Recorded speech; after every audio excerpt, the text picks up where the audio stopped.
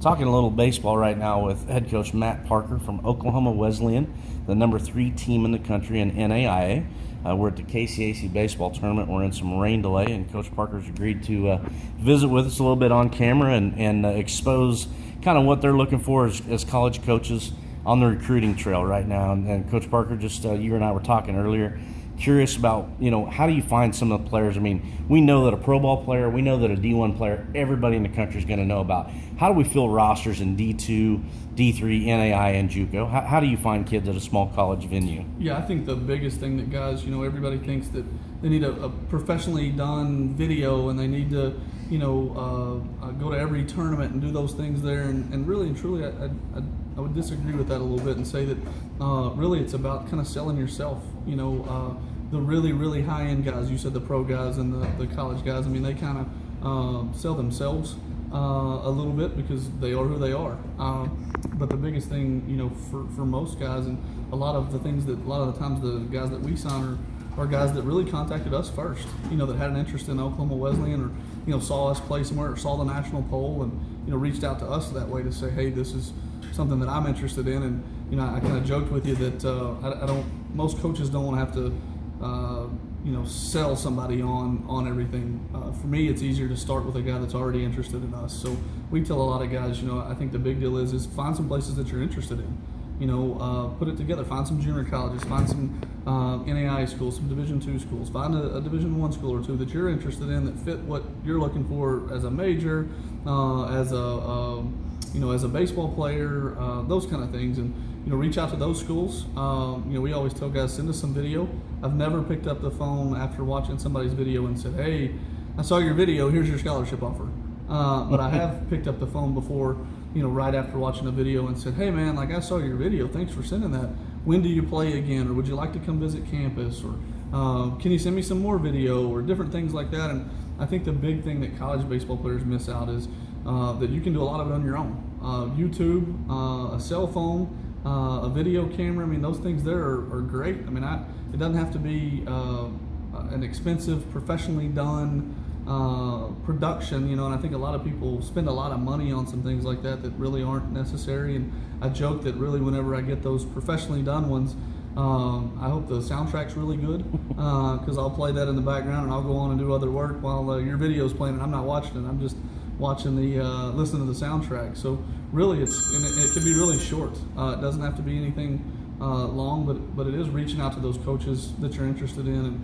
And usually that starts kind of your sophomore year, junior year a little bit, kind of doing those homework things and kind of ramping it up, because most frontline pro guys, frontline Division I guys, I mean, they kind of have already gotten their interest and gotten some things, and doesn't mean anybody's behind, doesn't mean anything. You're actually right on time if you're into your junior year and starting to send out some of those videos and emails. And really it's if a coach hasn't called you back and a coach hasn't responded in any way to any videos or emails or phone calls and things like that once you get into your junior year, there might be an idea of, that may not be the place for me, and move on from there.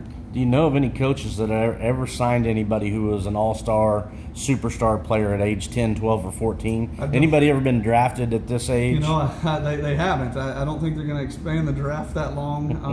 I think a lot of it is enjoy playing, go play a lot of baseball.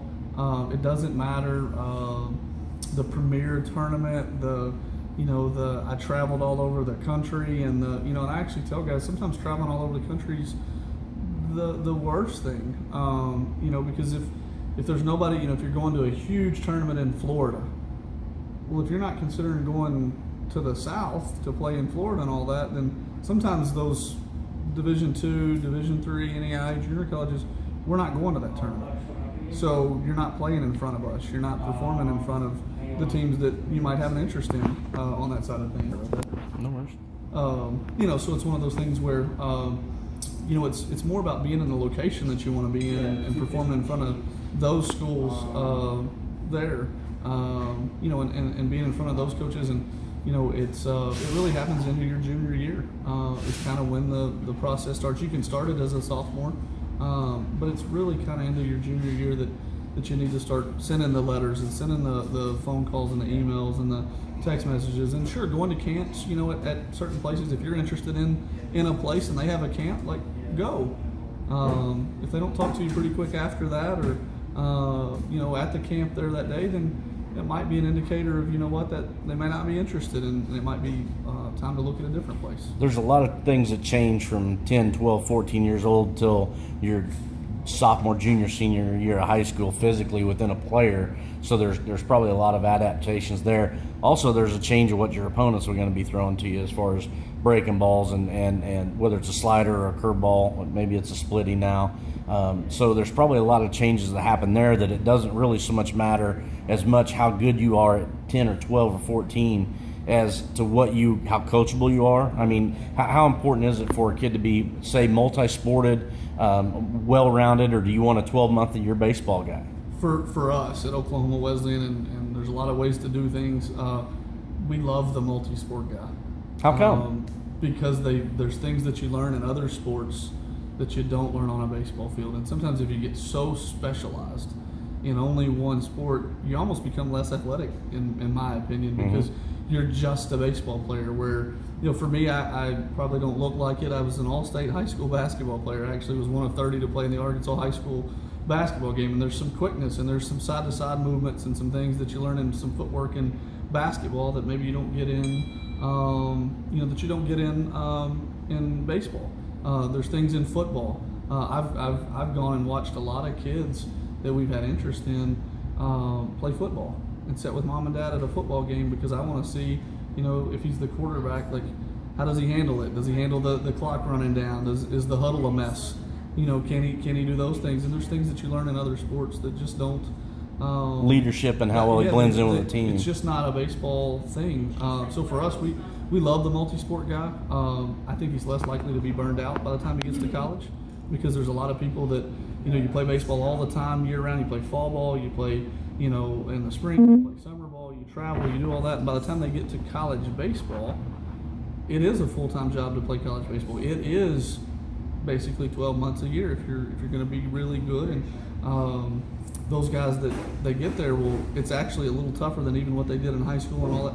Well, it's more work, and it's just I'm kind of over it. Where the kid that maybe is he's an okay player, not a bad player, he's an okay player. But we look at him and go, man, like, if he just focuses on baseball and he doesn't try to dribble a basketball and he doesn't try to run an offense in football, like, how good can that guy be in a year, with just baseball on his mind? And those guys typically actually come on and perform better in college baseball because they're fresher. They're more physically and mentally. They're mentally fresher. Now, they may be slightly behind a little bit because they did play some other sports, but that typically goes away because the athletic ability shows up and just the physical and mental freshness shows up. So for us, when a guy says, I didn't play on that fall ball team because I play basketball, that's a great deal for us. We love it because we know that if he's a pitcher, that arm's still loaded. All those bullets haven't been shot in the fall and all spring and all summer, and we know that there's some downtime, that he's gotten a break, and we really like the multi-sport guy. Outstanding. So that's great words from Coach Matt Parker as far as recruiting tips, promoting yourself, and playing other sports, being diverse, learning other aspects mentally and physically of other games and how they can help translate. And the biggest factor that I really took away from this is don't get burned out. I mean, I think there's way too much of that, and so something we always want to guard against. Well, next we're going to talk a little bit of hitting in our next video. So, Coach, appreciate your time on the recruiting trail, and we'll be right back. No problem.